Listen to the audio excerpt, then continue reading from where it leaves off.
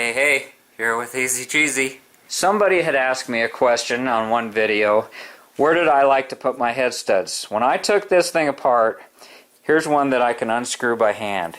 Okay? It's no big deal. I don't put sealer on it unless I have to for leakage. I don't put the head bolts in, I don't bottom them out. I turn them out a couple of turns, maybe put a little bit of sealer on it, maybe blue Loctite. I would never use red Loctite, although I know some people that do. And they figure that, let the next guy worry about it. They don't want to have leaks. When you're doing things like I do versus what people do it for a living, they have to have this thing tight together, no leaks, and expect it, have a warranty that's going to be for a reasonable length of time. My engines, I have the luxury of being able to experiment with them, trying different things, doing different things, and I'm always switching parts around to suit the application. When I was on the sand, I would take an engine out because we weren't going to go to the sand dunes again for a couple of months. We would go Memorial Weekend, 4th of July was just too hot to be out in the sand and in the desert, and then we would go Labor Day weekend. Well, I wanted to utilize, I had quite an investment in those engines. That's why I bought my very first fiberglass car, because that was sort of my engine dyno. I could see everything around that engine, and I could do adjustments, and I could enjoy it. And then I could take it out without having to take a bunch of tin off or do a lot of changes, and I could put it in my sand car, take it for a week on the sand dunes, and then come back home and put it in that and enjoy it to go back and forth and get my burritos. Okay?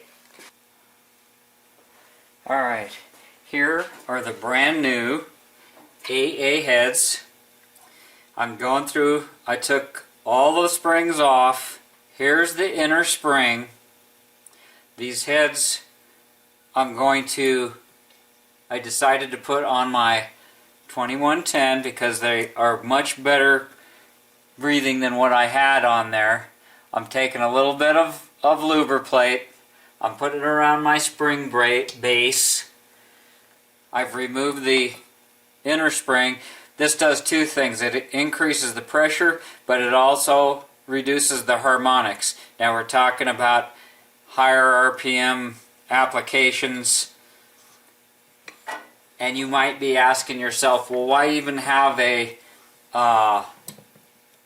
heavy-duty spring at all? Why not, if you're not gonna, why go through all of this? And I'll tell you why. Because I'm crazy. Now I'm getting to the point where I have to focus, so I can't talk while I'm working. To some degree. Okay, I'm putting a little bit of lubriplate on my keeper. It kind of creates a suction. Plus, I want to make sure that it goes in and seats correctly. And be sure, if you fumble around with it after you push the R button, take it in and out as many times as you have to. Make sure you get it in right. There's a tapered side. And make sure that that narrow side goes down. I know you guys like to watch me struggle, so that's why I'm doing this. At least one for you. Okay, I got that side in. I got a little bit of, don't need a lot, don't need to gob it on there, but it doesn't hurt to have some in there.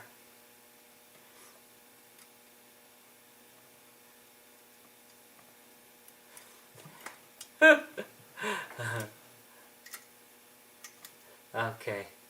Gosh, when you get it, you can tell. Alright. So it doesn't hurt once you have everything together.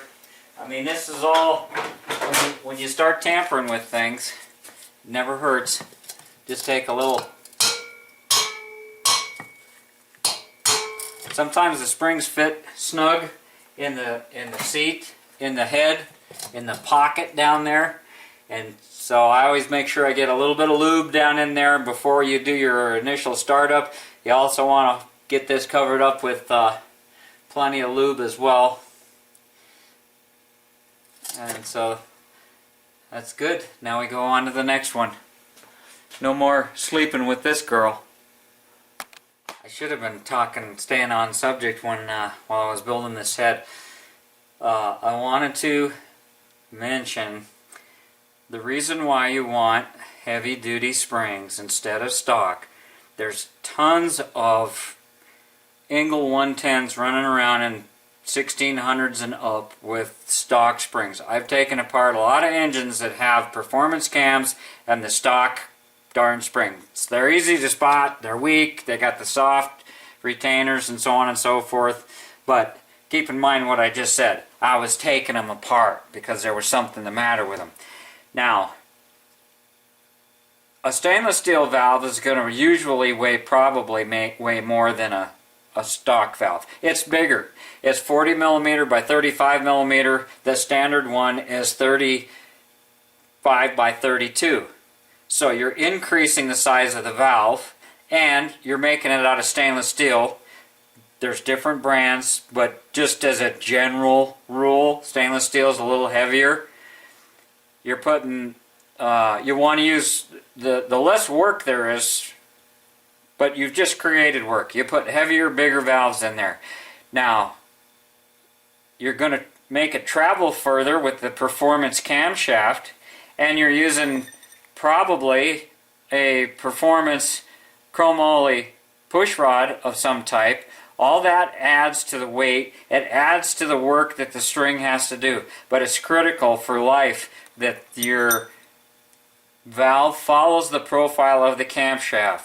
You don't want the cam lobe throwing the valve up in the air and having it come down and slap on the seat. And the same goes true on acceleration. You don't want to be yanking it off the seat. You want this thing to be lifting and closing. And it might be doing it 60 times a second, but it still is possible to do it properly. And my old 1776 head with double valve springs was a good example of that. My valve guides are in excellent condition. And the engine that originally caused all this project stuff to get going had beat up valves. It had only had a very mild Engle 100 cam, but it was more lift than stock and had the stock springs in the head. It will work. It will work for a long time. I'm not going to say how many miles or how many years. Depends on how much you drive it and how hard you are on it. Those guys out there on the sand dunes said that it robbed horsepower and they wanted as light a valve train as possible. And that there's a lot of merit to that. There's a lot of merit and wisdom to it. But you got to watch what your right foot is doing. They were using dual 2-barrel carburetors, and if you don't have the self-control to not be wrapping it all the time, you're going to have problems. And so for what I'm building for my uses, what I feel is an all-around engine for me, I'm going to go with the heavy-duty single springs for the C35 cam that's been in the 2110 of mine over the years. Now, if you're having trouble keeping track of which videos about which engine, when I say Z Sandmaster mystery engine, that's going to be what's looking like an 1800. It looks like that's what we're going to come up to is an 1800. If I say 1776, I'm not going to have it Z Mystery 1776 or anything like that. This video, I'll just be probably posted up as 2110 head check, or haven't decided yet, whatever feels good at the time I create it. So there you go. Hope you're having a fantastic Friday. It's Friday here. It might not be when you watch this video, but every day's Saturday for me. Thanks for watching. Thanks for subbing. TheEZGZ out.